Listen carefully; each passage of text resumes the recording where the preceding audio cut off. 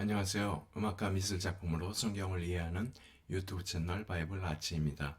이 시간은 교회력과 절기 3부로 부활과 승천, 성령 강림과 속죄 관련 절기로 77절, 나팔절, 대속죄일, 초막절에 대해 알아보겠습니다. 부활절은 히브리어로 파스카라 부르며 날짜가 고정되어 있지 않고 춘분 이후 첫 번째 보름달이 뜬 다음 맞이하는 첫 번째 주일로 매년 그 즈음에 음력 부름과 연동하여 부활절이 확정되면 이에 맞춰 46일 전에 제1수요일이 정해지고 사순절 기간이 결정되게 되죠.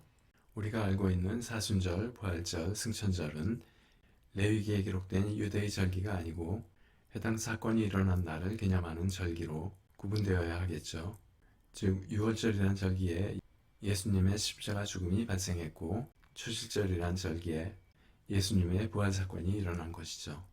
승천절은 예수님이 부활하신 후 40일째 지상사역을 모두 마치시고 승천하신 날을 기념하여 지키는 절기죠. 성경에는 두 가지 형태의 승천이 나오는데 어센션이란 승천은 예수님과 같이 스스로 하늘로 오르신 승천으로 유일하게 예수님에만 적용하는 말이죠. 어썸션은 비승천으로 에녹은 하나님께서 데려가시고 엘리야는 불수레와 불말에 의해 올려지고 성모 마리아는 천사에 의해 들어올려지는 비승천에 해당하게 되죠.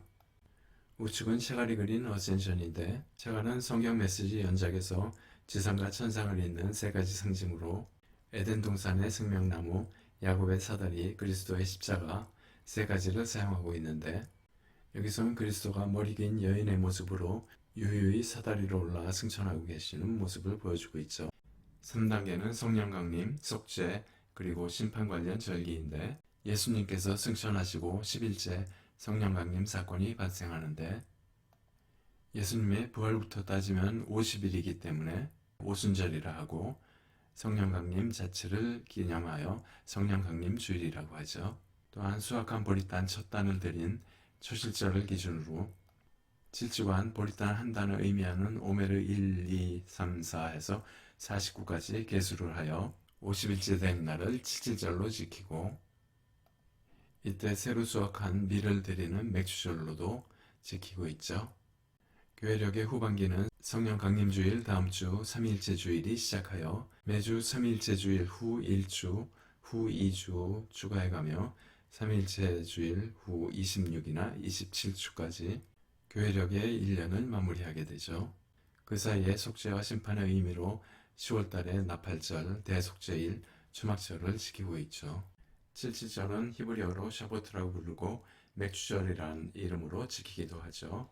첫 보리단을 성전에 바친 후 초실절부터 50일째 두 번째 수확한 곡식인 밀을 바치는 절기로 레위기에서 50을 계수한다고 했는데 초실절부터 7주간 오메르 1, 오메르 2, 오메르 49까지 계수하며 지내게 되죠. 이 시기엔 비구름이 많은 북서풍과 사막의 건조한 바람인 남동풍이 교대로 불게 되는데 가나안의 주요 수확물인 밀은 북서풍이 불어야 전분이 가득 찬 이삭을 만들고 올리브 등 과실은 꽃피는 시기이므로 남동풍이 불어야 꽃가루 수정에 도움이 되므로 농부들은 애탄 마음으로 노심초사 날마다 오메르를 계수하고 지내게 되죠. 오순절은 펜테코스트라 하고 오메르 계수가 마무리된 다음날 즉 초실절부터 50일째 밀추수가 끝나 누룩이 들어간 떡으로 수제를 드리는데 이는 고통의 때를 누룩이 없는 빵을 먹으며 지낸 사순절과 노심초사 오메르를 계수한 기간에서 벗어나 정상적으로 일용할 양식을 먹으며 일상적인 삶으로 곡식의 추수를 마무리하고 과실 수확을 준비하는 절기에 해당하죠.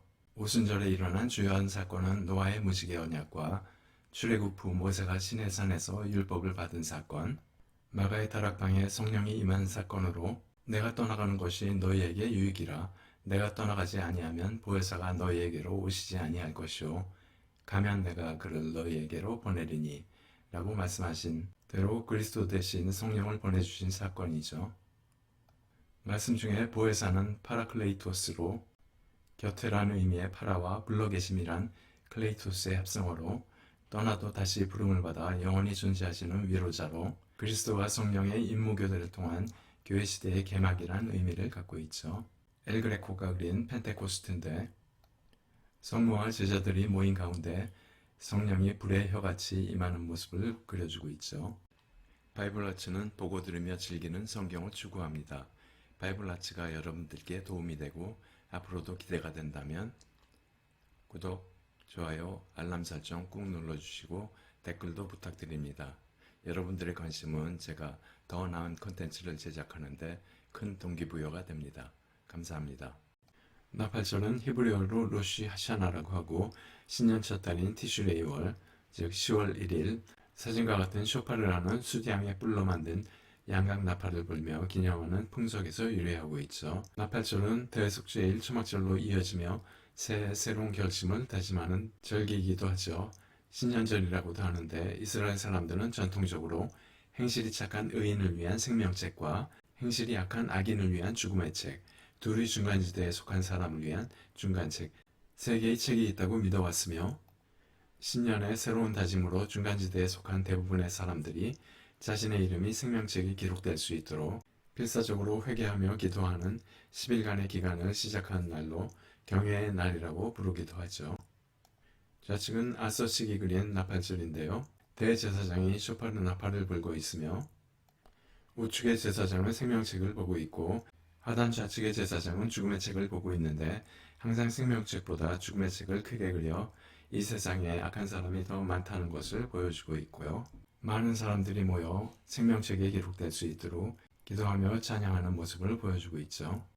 대속죄일은 히브리어로 욤키퍼라고 하고 나팔절 기간 후 바로 1년 중 대제사장이 정결의 상징인 흰옷을 입고 지성소에 들어갈 수 있는 유일한 날이라고 하죠.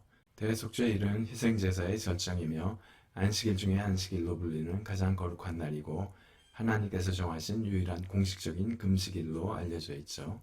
아서식의 그림에서 대제사장이 토라 두루마리를 들고 지성소에 들어갈 때 성도들이 찬양을 하는 모습을 보여주고 있죠.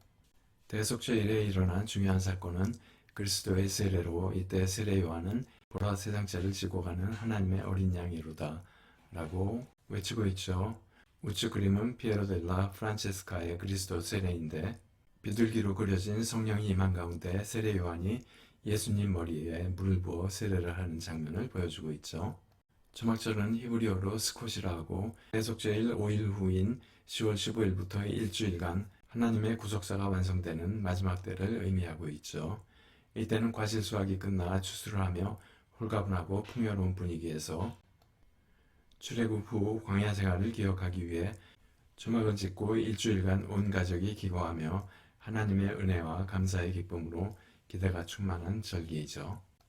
샤갈이 그린 초막절인데 집 옆에 초막을 짓고 가족들이 초막에서 생활하는 모습을 보여주고 있고 좌측에 나뭇가지 단을 들고 있는 사람이 보이는데 아르마미님이란 초막절의 풍습을 준비하고 있는 모습을 보여주고 있죠.